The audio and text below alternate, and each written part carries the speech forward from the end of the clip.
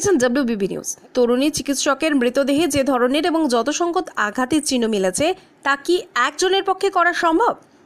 RG Kar medical college হাসপাতালের ঘটনায় এই প্রশ্ন তুলেছেন আন্দোলনকারী মেডিকেল পড়ুয়া এবং চিকিৎসকদের একাংশ। প্রশ্ন তুলেছেন রাজনৈতিক নেতাদেরও অনেকে। প্রাথমিকভাবে জানা গিয়েছে মৃতার দেহ 11টি বেশি জায়গায় আঘাতের চিহ্ন ছিল। মিলেছে চোখ এবং মুখ থেকে রক্তপাতের প্রমাণও। আঘাতের চিহ্ন ছিল বা পা, পেট, হাত, ঘাড় সহ আরও একাধিক জায়গায়। একাধিকবার ধর্ষণ করা হয়েছিল তাকে। কলকাতার একটি মেডিকেল কলেজ হাসপাতালের ফরেনসিক মেডিসিনের এক চিকিৎসকের কথায় অপরাধের ধরন এবং একাধিক আঘাতের চিহ্ন থেকে পরিষ্কার তরুণীর ওপরে দীর্ঘ সময় ধরে নির্যাতন চালানো হয়েছিল। সেক্ষেত্রে তরুণী স্বাভাবিকভাবে চিৎকার চেঁচামেচি বা বাধা দেওয়ার চেষ্টা করবেন।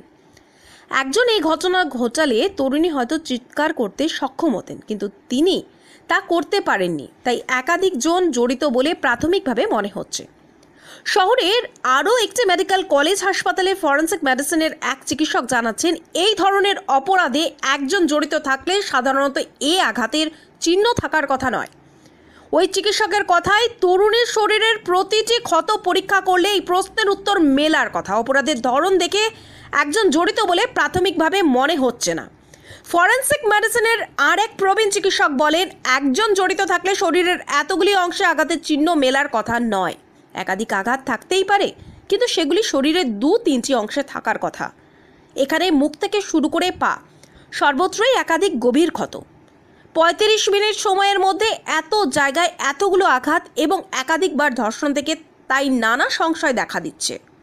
এক চিকিৎসকের কথায় গলা এবং বুক 2 জায়গায় জোরে চেপে ধরার প্রমাণ মিলেছে। এটা নিয়ে যথেষ্ট খটকা আছে, কারণ শ্বাসরোধ করে কাউকে মারতে হলে 2টি হাতেরই প্রয়োজন। আবারও 2 হাত দিয়ে শ্বাসরোধ করলে বুকের উপরে ওই পরিমাণ চাপ দেওয়া খুব কঠিন। যদি অনেকটা সময় ধরে অত্যাচার চলতো তাও না হয় কথা ছিল, কিন্তু এখানে যে সময়টা বলা হচ্ছে তাতে এতগুলি জায়গায় আঘাত করা কিভাবে সম্ভব? চিকিৎসক হিসেবে সে প্রশ্ন থেকেই যাচ্ছে। আরো খবর জানতে অবশ্যই চোখ রাখুন শুধুমাত্র ডব্লিউবিবি নিউজের পর্দায়।